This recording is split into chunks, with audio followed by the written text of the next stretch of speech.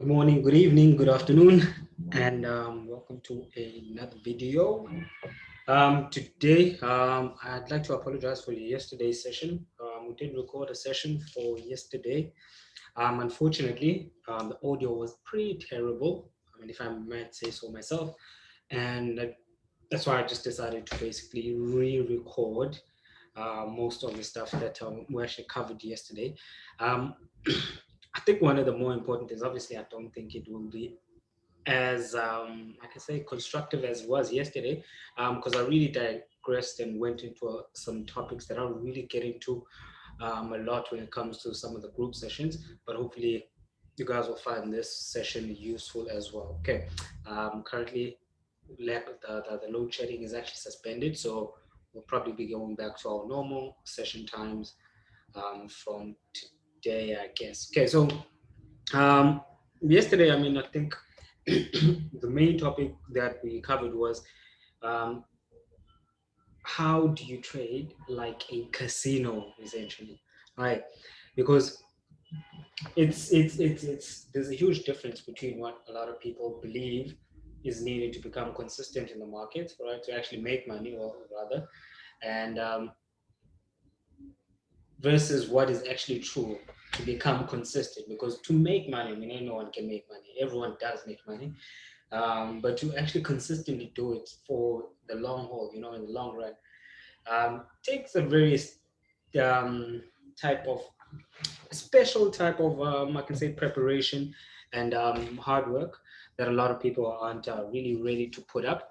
So that is obviously one of the hurdles that a lot of people will go through, and without any proper guidance or the right sort of like mental framework, a lot of people will get stuck in that loop and thinking that obviously learning more about technical analysis will improve their trading results. So I know this personally. I've taught and shown people my trading strategy, even on one-on-one sessions.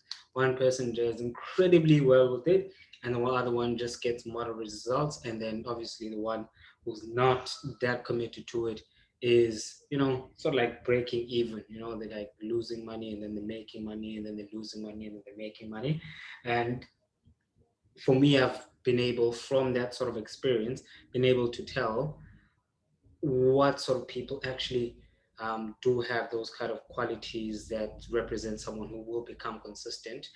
It might not be in the next week or the next month or even the next year. I don't know. I don't know the future, but a lot of people do have the type of right qualities, but obviously they aren't sort of like maximizing them to their fullest potential. Okay, like I've always said, I was fortunate enough to have someone sit by me on a day-to-day basis, showing me what I should be doing, what I shouldn't be doing, all the things that make up, all the things that make up what a successful trader actually should be, or consistent trader. Because I think obviously successful trader is something that is very long term. I mean, you could probably direct um, gauge your level of success after you've retired. So I think if you're still active, you can call yourself profitable, but successful, I mean, I think that's really just pushing it, because I mean, you never know what may happen in the markets. One day you're a hero, the following day, I mean, just another bum in the markets, and yeah, trading a teensy weensy account, and trading very small lot sizes. So I would think that what's important is that we all sort of like find this sort of space. Okay, we find this sort of space where it's not just about learning the technical part of things, right? That's one part of it. The technical aspect side of things is just one part of it, but it's a very small or minor part of it. And the bigger picture is being able to sort of like operate like a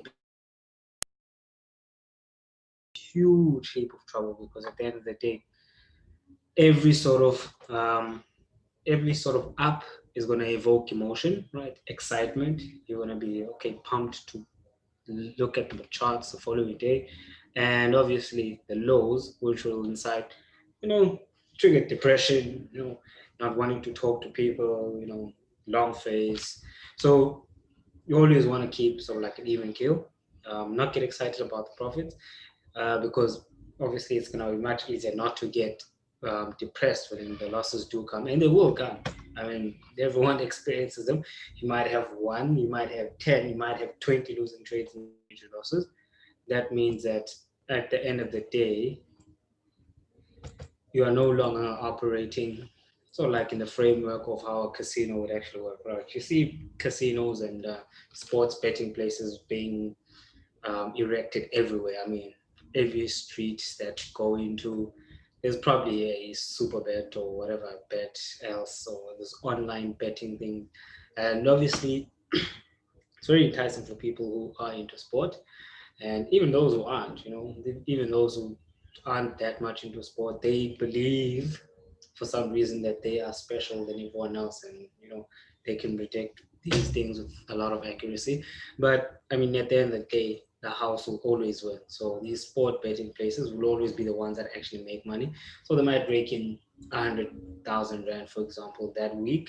Okay, I'm just making an example, and they'll probably have 4 or 5 people out of that 1,000 people, for example, that played. All right, 1,000 people played and they banked 100,000 rand, and only 4 or 5 people actually win. Right, those 4 or 5 people, those wins, they basically amount to, I can say, 15,000 rand. So each person won like 3,000 rand each.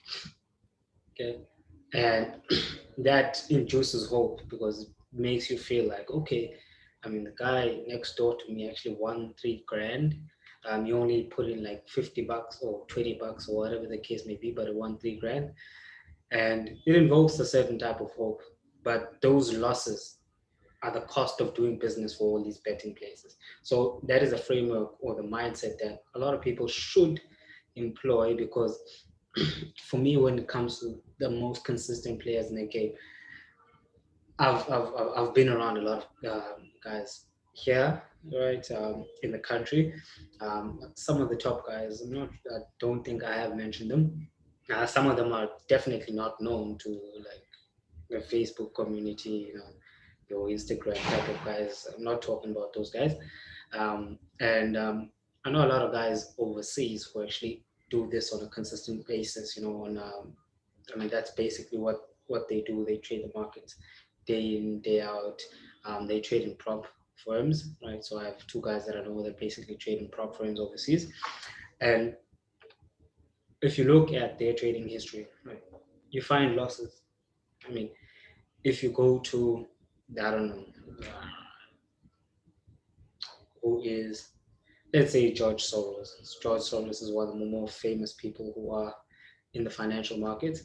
If you look at his portfolio, I mean, you're going to see losses, right?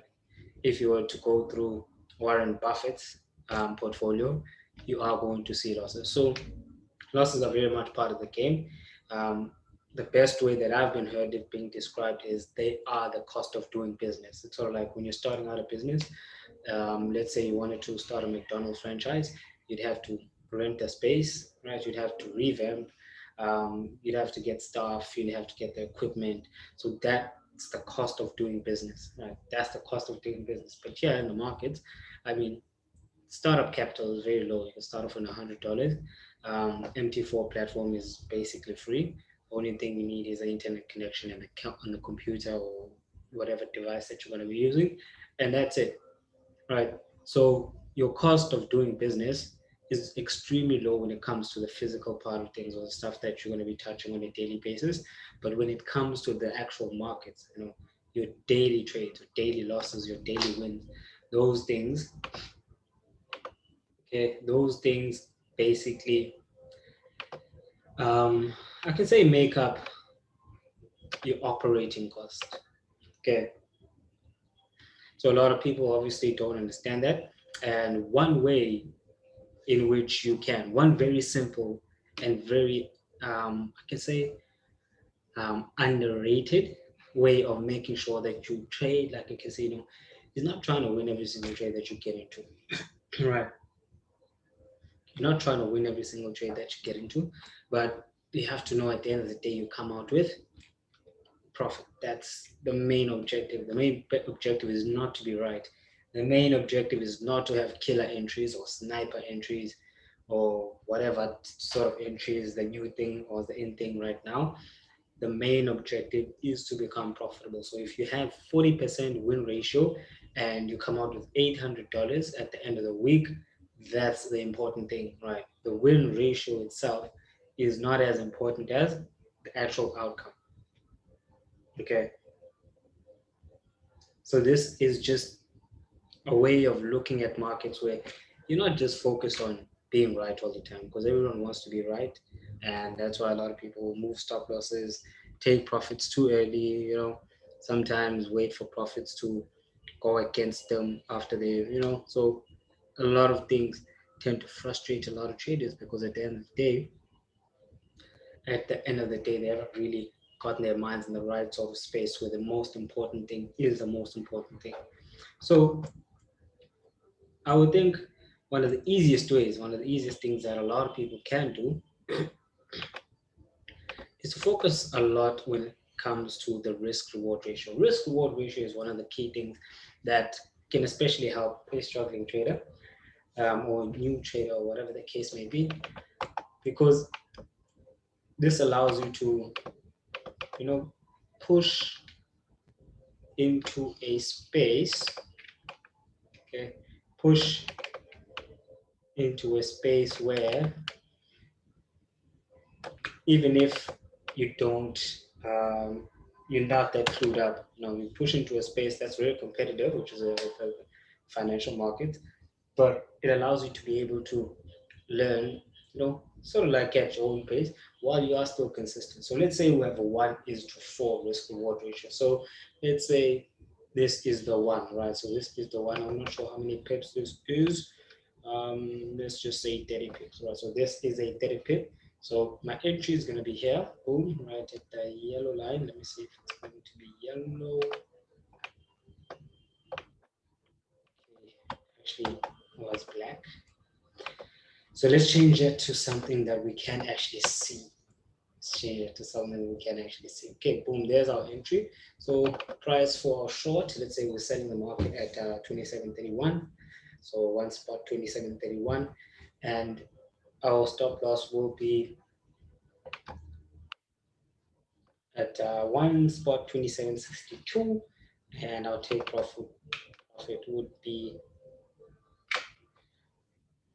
26.071. Okay, now this basically means if I get out, I'm basically losing 30 pips. But if the market goes to my intended target, right, if the market behaves the way that I hope it would, we're looking at about 1, 2, 3, 4. Okay, so we have 30 pips multiplied by 4. That is basically 100, and this is 120, if I'm not mistaken. Okay, right. So you're sitting with 120 potential pips. Okay, so you're sitting with 120 potential pips and a 30 pip potential loss. Okay. Now it doesn't take a rocket scientist to figure out that even if you do lose 1, 2, 3 of these and only win one, you're still going to be net profit. Okay. So you lose 3 trades in a row. Okay. I'm not sure what the numbers are in terms of percentage there. So you lose 3 trades and then you win one. Boom. You're still 30 pips up. And then you go on and lose another 30 pips and then you win one.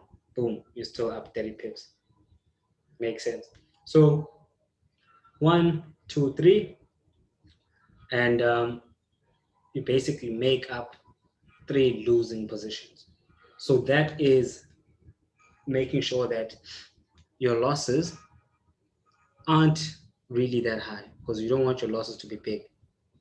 You want your losses to remain small in order for you to be able to maximize on your wins and not have to win every single position that you actually take. So that is one of the key things that a lot of people do implement, the profitable ones, but a whole lot more of the guys who are still struggling with consistency actually fail to sort of like keep on track with. So when you're looking at the markets, I think from now on, or if you already know that the way you've been looking at markets has been incorrect. Okay, because a lot of people, it's not so much about knowing what to do, it's about actually doing it. A lot of people know what they're supposed to be doing when it comes to the markets, but they still don't do it. They do the wrong things at the wrong time, and they consistently do that. And I will probably do that for a very long time, some of them, but it's all about consistently looking for ways to improve the way in which you do things, right? Following a regimen, following a system consistently. That's the only way you'll be able to get consistent results. Because without consistent action, okay, so if you don't have a system in place for when you look at what time you look at the markets, what market to trade, percentage wise, if those things are not consistent, those are the things you can control, then obviously the result won't be consistent as well, right? And that's the part that you can't control. So I'll be ending off session here, guys. And if you enjoyed the video itself, make sure that you subscribe, leave a comment if you have any questions, and yeah, ring the notification bell. Click on the notification bell because every week we come through sometimes 3 to 4 videos a week, which really could be helpful. So if there's anything you want me to go over, you can also leave it uh, below in the comment section. Now, if you have any questions regarding how to then utilize our copycat trading system, copycat trading is something brilliant that some brokers do implement, a lot of professional brokers implement, where you open an account as a trader, right? You deposit funds into your own trading account, and then you can actually link it to someone that is on the broker's network. So they do the analysis, they decide whether to get in of the market or to wait. So they basically control everything when it comes to the actual trading. But whatever they do on their trading account, the broker will just copy whatever they do on their account onto your account. So if, for example, I buy Euro USD at 126.30, for example, then on the guy who's following, who's copying my trades, the broker will execute a buy at 1 spot 26.33, if I said that right, but it's going to execute at the same price, same stop loss, same take profit. If I move my stop loss and drag it to a break even position, that's where the market, or rather, that's where it'll basically go on the guy who's copying the trades and the person who's copying the trades. So if you want to get involved in that, I will leave the link in the description below, so you can just link through to our WhatsApp chat. Aside from that, thank you guys.